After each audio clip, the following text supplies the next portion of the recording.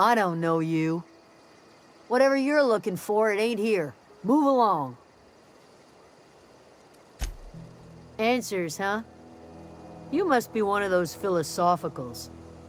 Already got ourselves one of those.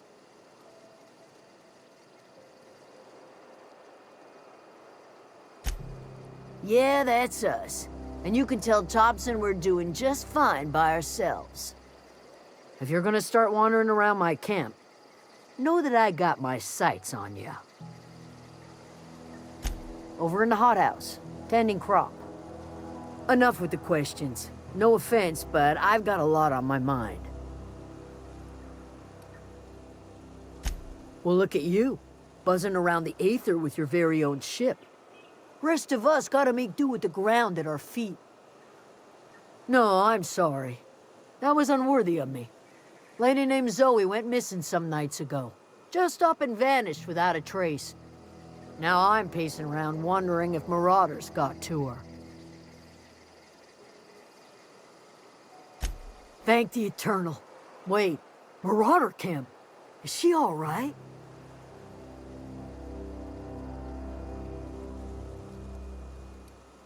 Queen of the Marauders, huh? That's what comes of watching serials. Rots your gray.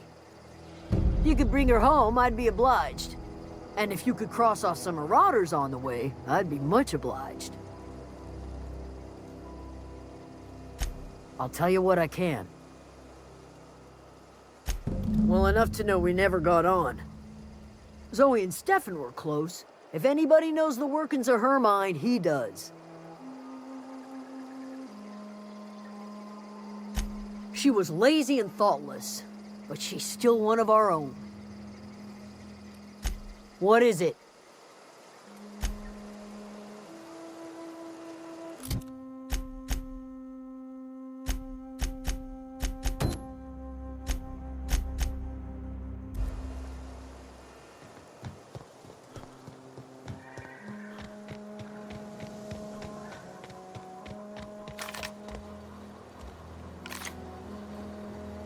You hungry? We got canid ribs, canid flank, canid snout too. Something I can help you with? You mean Zoe? Yeah, we were pretty close. Not like her to go loping off. Can't say I recall Zoe ever acting strange. She called it journaling. You sound like some type of... Zoe and I were gonna watch the serials as... Zoe was always obsessed with this serial, Masked Marketeer. Shame she up and... The other day I got my hands on a genuine copy of the latest Masked Marketeer. I was gonna surprise Zoe with it, but she was gone the next day. Not much of a chance, no. Mind if I ask why you're interested? Zoe's living with marauders? Yeah, that sounds like the sort of sideways, sprat-brained plan Zoe'd come up with. Yeah, it could be you're telling the truth. Or maybe you're trying to wheedle me into relinquishing my only copy of the Masked Marketeer. It's a collector's edition after all. Yeah, you're probably right. A true fan would have displayed a gleam in their eye upon hearing the words collector's edition. Here you go, latest copy of the Masked Marketeer. Tell Zoe we're all waiting on her. Fresh off the limb, and that includes canid meat.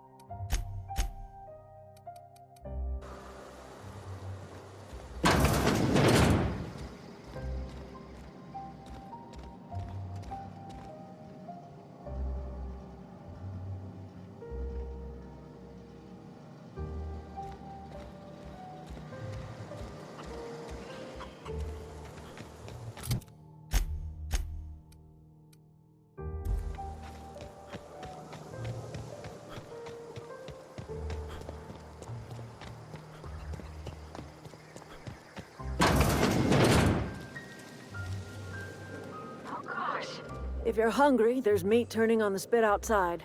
If you're bearing illness, find a place to lay your head down and I'll fetch you a poultice. Whatever your troubles with Edgewater, leave them at the gates and be welcomed here. Any questions, dear?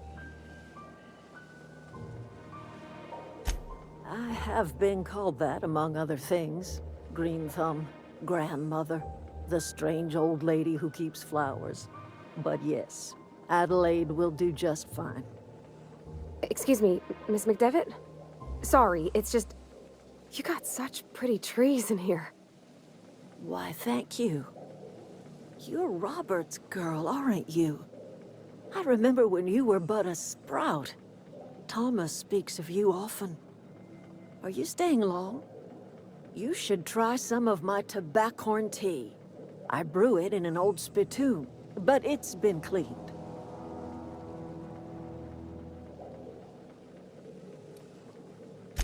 No, dear.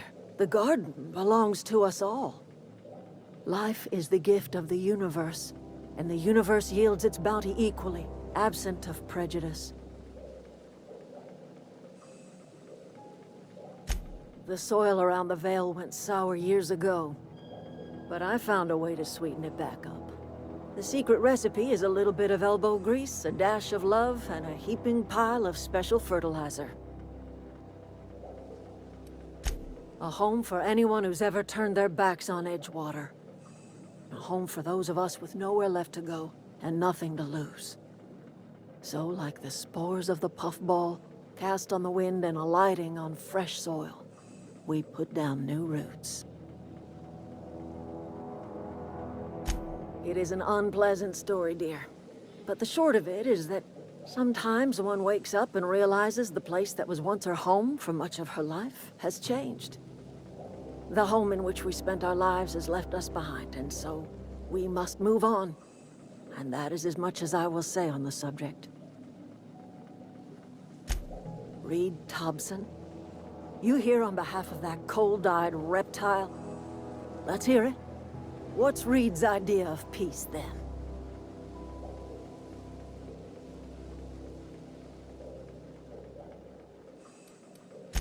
I can't say I blame you. Reed is positively soporific. Like everything else that comes out of Edgewater, that peace offering is canned. I and my own are living just fine out here by ourselves.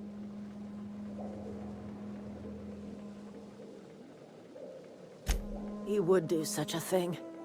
The question is, why would you agree to his plans? Cannery's got a regulator.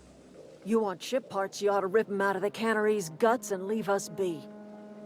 If you're going down to the plant, you should divert power away from Edgewater and toward our end of the grid. Think about it. You'd be liberating an entire town from a lifetime of service to that odious cannery. Seems the sort of thing a hero would do.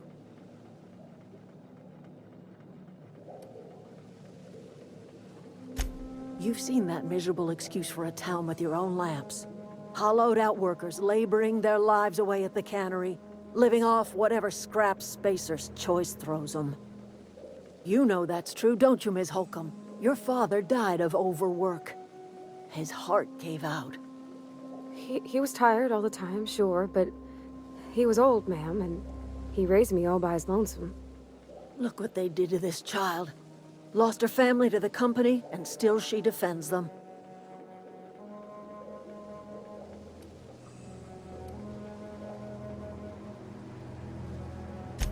It's not much of a living. Every single person in that town has sold themselves to Spacer's Choice. The company owns them. Body, blood, and bones. You've been there. You've seen it. All anyone ever does is toil over a cannery.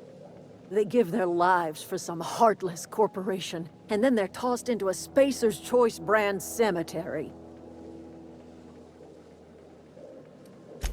Life in Edgewater grinds to a halt. The cannery shuts down, workers desert in droves, and our own little camp grows and thrives.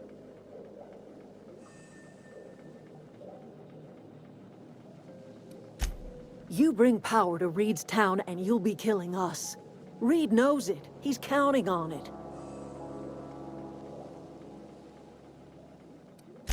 I trust you will listen to your conscience.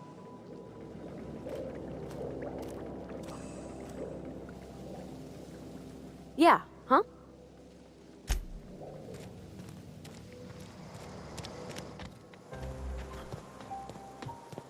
Oh, that's Thomas. He used to follow me around before he left the cannery. Oh, didn't see you there. I was just occupying myself with a little engineering. Whoa, Miss Parvati. Hey, you're, how are you? Hi, hello. Are you, are things safe out here? How are you keeping? Great, just great. I've been trying to keep stuff running, just like you. Only I'm not so... Wait, they didn't kick you out, did they? Oh gosh, no, I'm just along with this fella here. Are you from town? I mean, you don't exactly look like you're from town. Well, what I meant was you're reasonably well armed and don't look stricken with plague. Sorry, I just wasn't sure if you were from town or if you were one of us. Something's been chewing at me, you see. Fact is, I've been, well, lying. To everybody here. Camp thinks I'm a mechanical genius, but I couldn't fix a busted chair. I'll take all the help I can get. I set my mind to learning the craft of the engineer, you see. I want to make something of myself. You ever heard of the Young Spacer's Guide to Mechanical Engineering? Comes in a set of 3. If I had my hands on one of those data pads, I could teach myself the ins and outs. Those are good. My dad kept a copy with him when he was working in the cannery. I know the old community center kept a copy. Should find another one back in town. If you could find me even one of those pads, I'd be greatly obliged. No kidding! Really? Well, which one?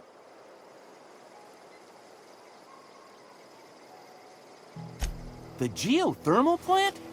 Now that is just incredible! You really went exploring down there?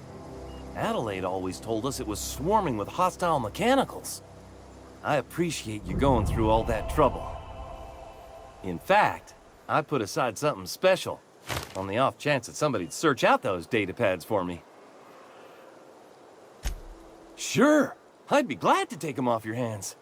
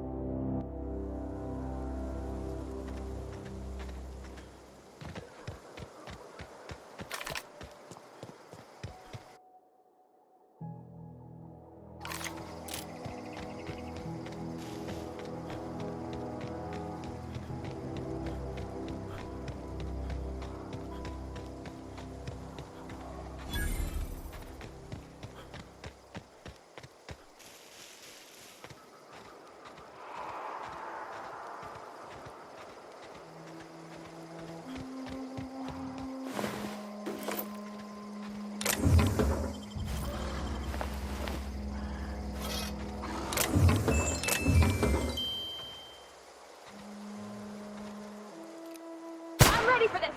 Nice one!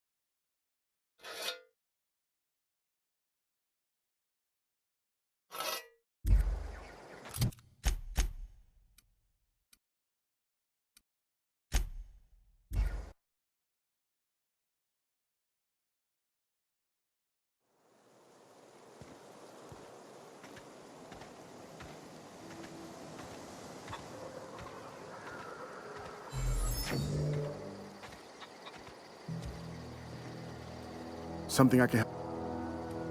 Fre-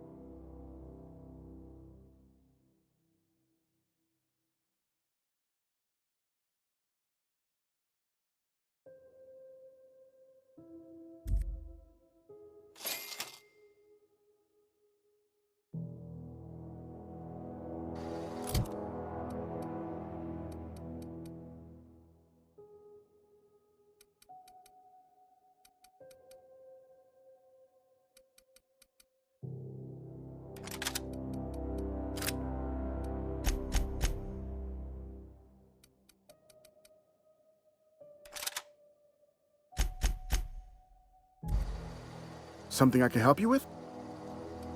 Fresh off the limb.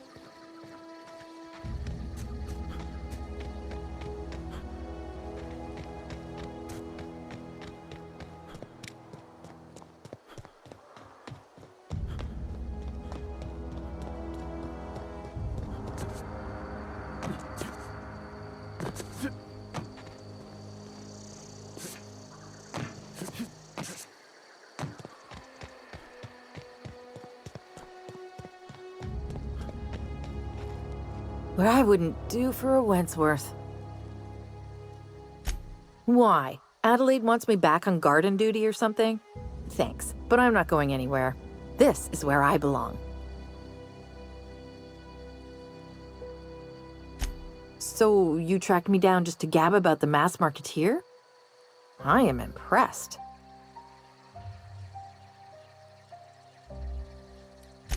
I see what's going on here. Well, it's working. I can't say no to my favorite cereal. I'll take my stuff and head on back, I suppose. Grace is gonna be glaring knives at me, so I've got that to look forward to.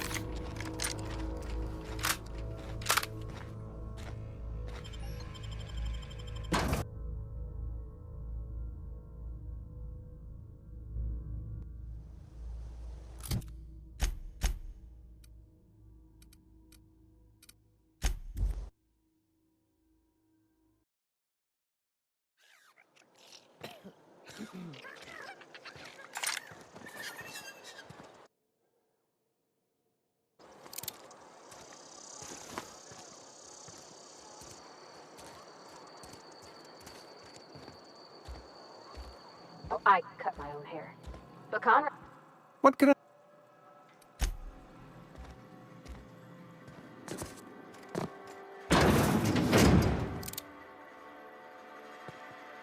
Okay, calm quiet.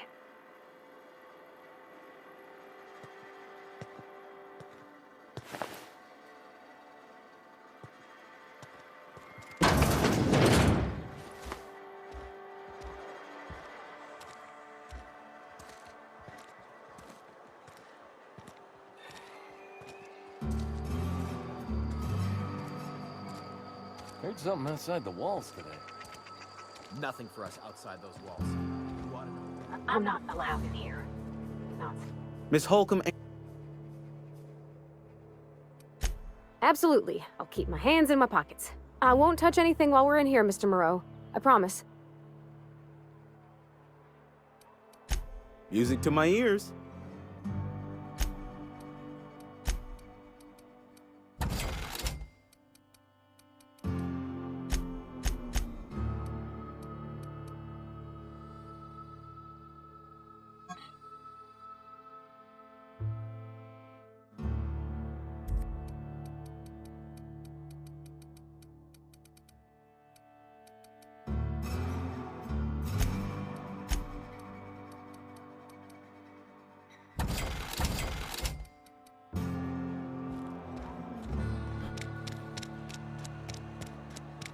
Wonder if the plague's ever gonna power.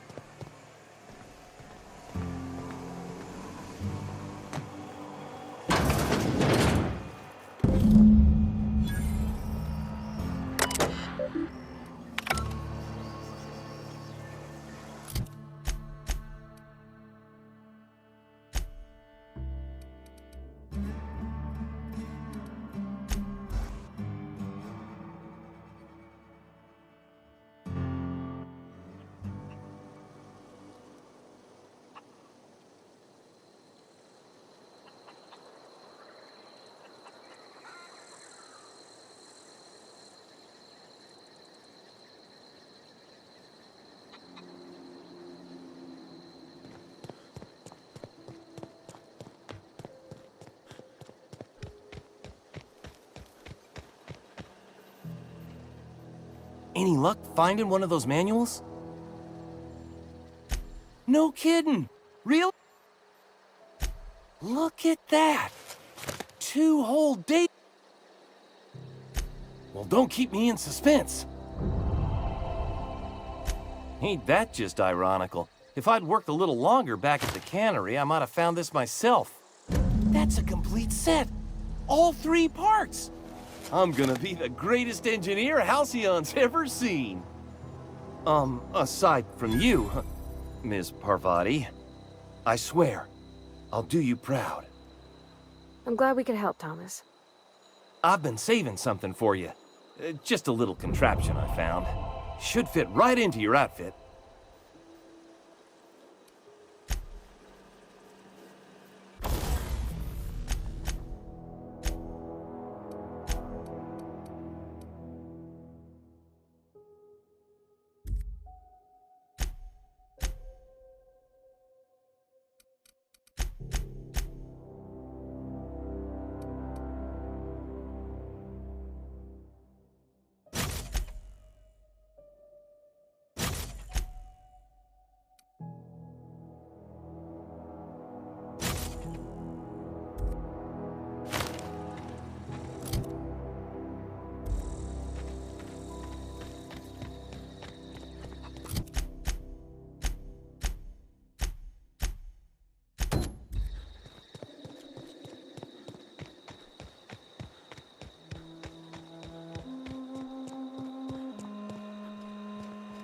What is it?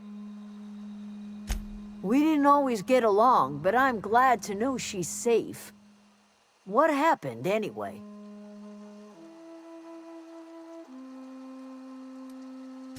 You pretty much did my... Let me know if I can do something for you.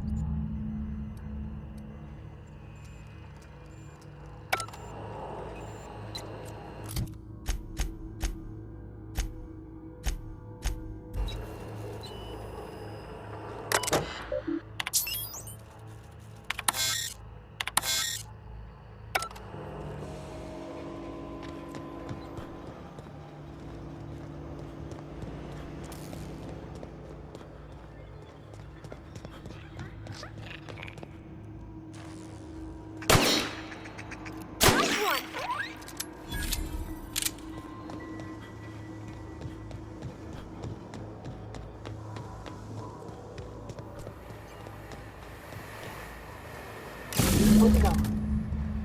If we send the power to Miss McDevitt, what happens to the veil?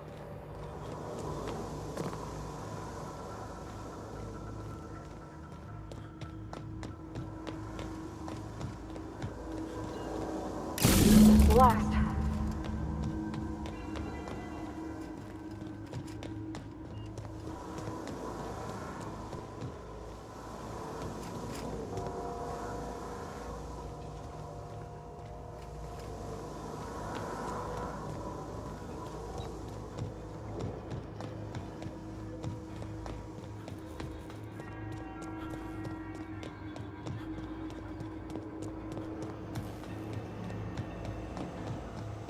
Once we do this, there's no going... Hey, mister? Look, I know you want your power regulator and all, but I just gotta ask you. Do you understand what you're about to do? I don't think you should cut off Edgewater's power. I think it would be cruel. I'm sorry. That just sort of came out all at once. Edgewater's hurting. We've been losing workers year after year, and corporate hardly ever sends replacements. There's barely enough Saltuna to fill our bellies anymore. But the town's got some good people in it. Decent, hard-working folk just living their lives the only way they know how. They don't deserve to be punished.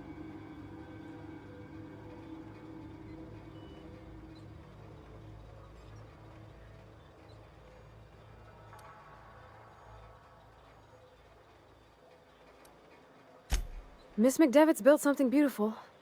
Somehow, she's talked the ground into giving life again. It's plain to see she's made the Vale a better place. Fed the hungry, tended the sick. Gave a home to those that had none. But Miss McDevitt delights in Edgewater's suffering. She wants to hurt the town. Do you really want to be party to that kind of hatred? Well, that sure sounds like Mr. Thompson. If he was standing here, I imagine he'd remind us of how we're all one big, happy Spacer's Choice family. In Mr. Thompson's eyes, those deserters are still part of the Spacer's Choice family. The family must work together in order to survive. I hate to say it, but I think Mr. Thompson's got a point. Unless those deserters come back, Edgewater's as good as dead. Cutting off their power might be the only way. Sorry, I didn't mean to babble on like... Really? I mean, wow. Thanks. No one's ever told me those words in that order.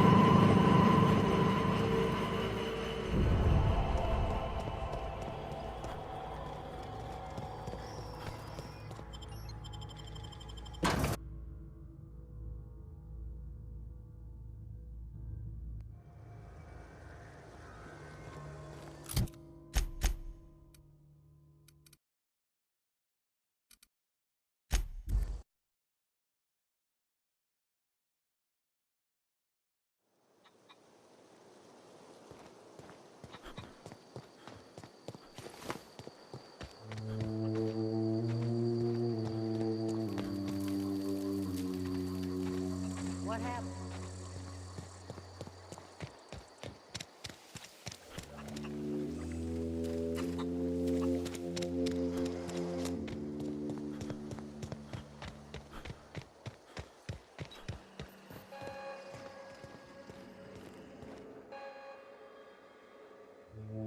That's the thing about growing old.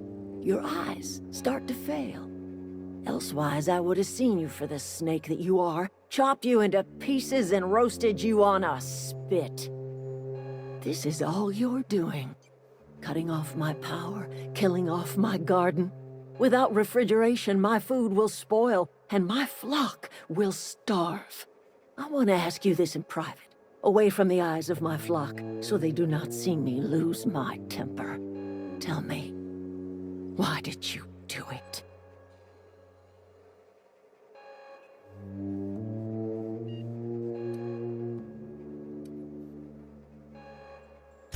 You want my flock wasting their lives in that cannery? Fine. Go and talk to them. Go talk to Grace and Thomas. Look them in the eye and tell them their life here is over, and the only thing left to do is go back to Edgewater. This is now your responsibility. And you tell Reed Thompson that I will never return to Edgewater. I would rather die among my flowers than live under his management.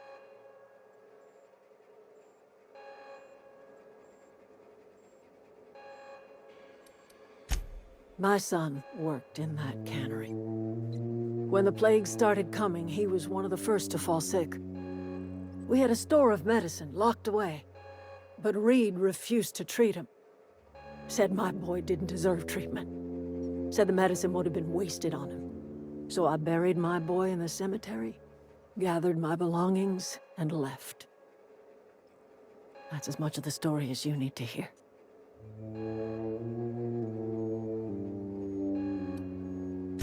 As long as Reed is still in Edgewater, I will not return. Those are my terms.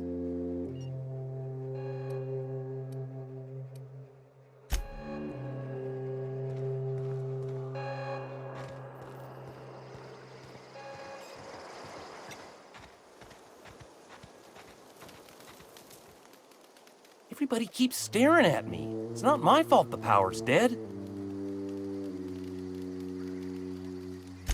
I've been thinking about going back. I'm not much use to anybody here. I get sick thinking about working at the cannery. I can't do that again.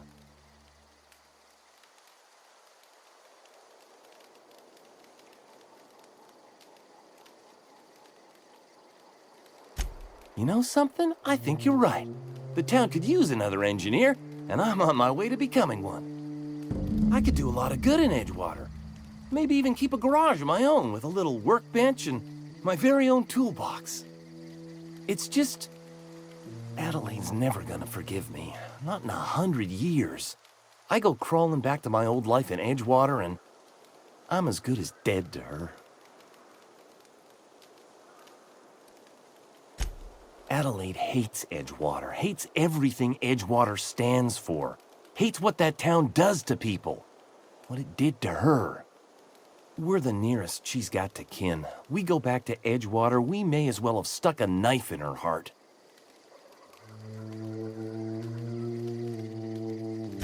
You know where to find me.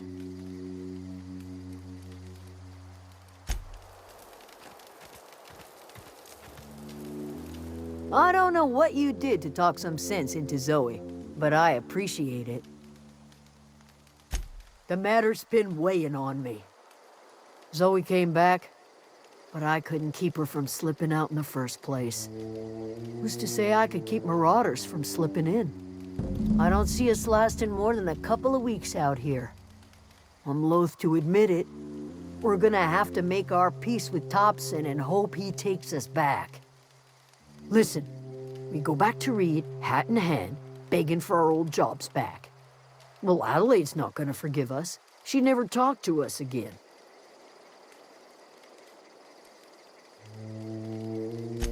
Edgewater's not just a town to Adelaide. We're the closest thing Adelaide's got to a Sure.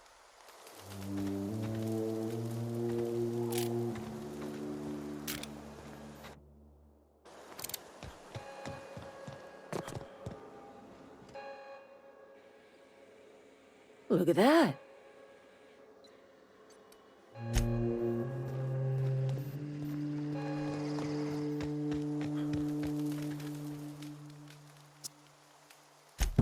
expect we got no choice. You okay with this, Grace? My affairs are all settled. Thanks for helping me with Zoe. Just give us some time to gather our personals and say our goodbyes. If you run into Reed, you tell him we're coming back, yeah?